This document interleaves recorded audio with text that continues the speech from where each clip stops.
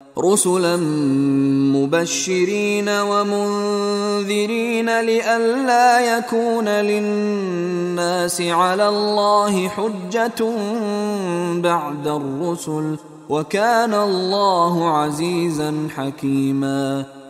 اب وہ آیت آ رہی ہے کہ یہ رسول کس لیے بھیجے گئے؟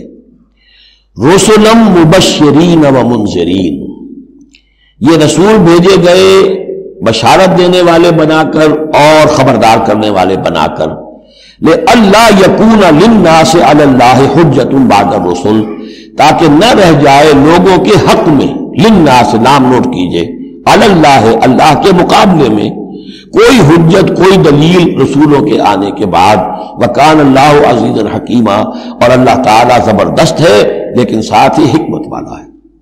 اب اس کو سمجھیے کہ جب ہم یہ کہتے ہیں کہ قیامت کے دن اللہ تعالیٰ حساب لے گا اور امتحان ہوگا، امتحان سے بھی نتائج نکلیں گے ہمارے کہ کون پاس ہوا کون فیل ہوا، لیکن امتحان لیا جاتا ہے کچھ پڑھا کر، کیا پڑھایا ہمیں؟ جانچا جاتا ہے کسی کو کچھ دے کر، کسی بچے کو آپ دیجئے 10 روپے، پھر آپ دیکھیے اس کا میلان تباہ کیا ہے، ٹافی کی دکان کی طرف بھاگتا ہے یا کوئی کسی کتابوں کی دکان کی طرف بھاگتا ہے، پتہ چل جائے گا اس کا کیا، اس کا رجحان کیا ہے۔ کچھ دے کر آزماتے ہیں، کچھ پڑھا کر امتحان لیتے ہیں، تو ہمیں کیا پڑھایا ہے، کیا دیا ہے؟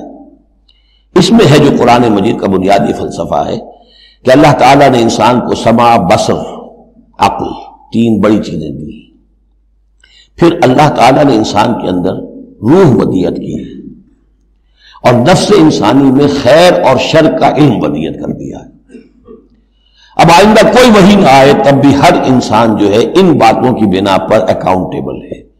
ہم نے تمہارے اندر تمیز رکھ دی تھی، یہ نیکی ہے یہ بدی ہے، تم بدی کی طرف کیوں گئے؟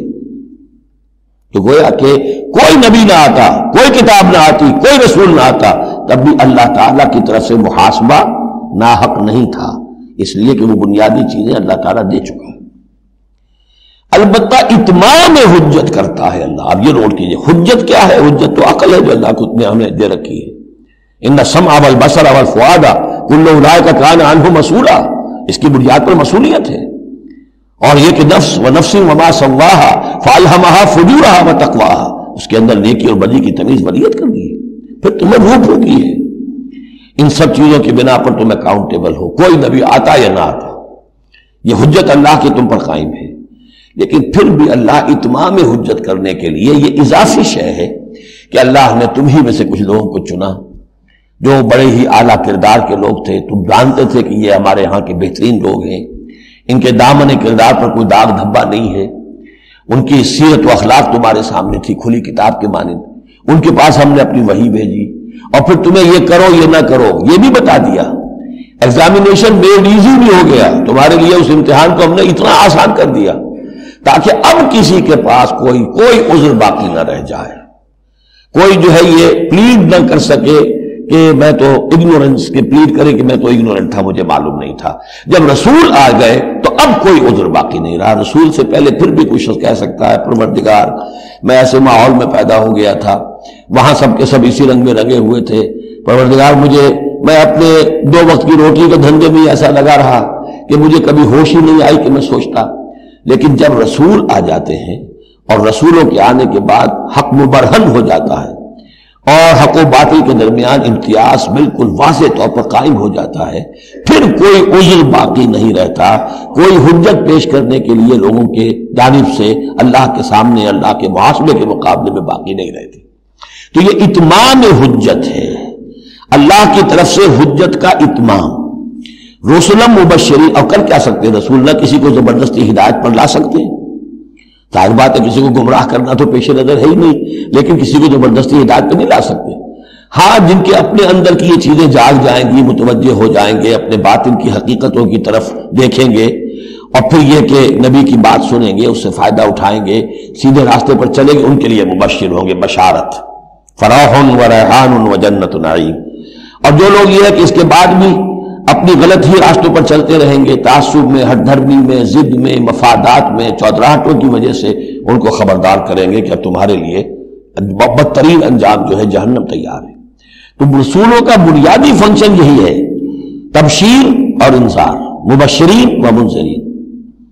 کس لیے؟ لے اللہ یکونا، تاکہ نہ رہ جائے، للناس لوگوں کے پاس، لوگوں کے حق میں، اللہ اللہ کے مقابلے میں، یعنی اللہ کے محاسبے کے مقابلے میں، حجت، کوئی حجت، کوئی عذر، کوئی بہانہ باقی نہ رہے بعد الرسل، رسولوں کے آنے کے بعد۔ وکان اللہ عزیزا حکیما، اللہ عزیز ہے، بغیر رسولوں کی بھی محاسبہ کرے۔ اختیار اس کا مطلق ہے، حکیم ہے، اس نے یہ نظام بنایا ہے اپنے محاسبہ اخروی کے لیے۔ اب اس میں البتہ ایک بات اور نوٹ کر دیجیے، یہ بڑی تفصیل سے میں نے یہ چیزیں لکھی ہوئی ہیں اپنی ایک کتاب میں، نبی اکرم صلی اللہ علیہ وسلم کا مقصد بعثت، کہ ایک بنیادی مقصد رسالت کا وہ تو یہ ہے، اور ایک تکمیلی مقصد ہے رسالت کا جو محمد الرسول اللہ پر جا کر کامل ہوا ہے صلی اللہ علیہ وسلم، وہ ہے لِيُظْهِرَهُ عَلَى الدِّينِ كُلِّهِ۔ انہوں نے بھی کام شروع کیا یہیں سے، یا ایھا النبی انا ارسلناک شاہدا ومبشرا ونذیرا وداعیا الی اللہ باذنہ وسراجا منیرا۔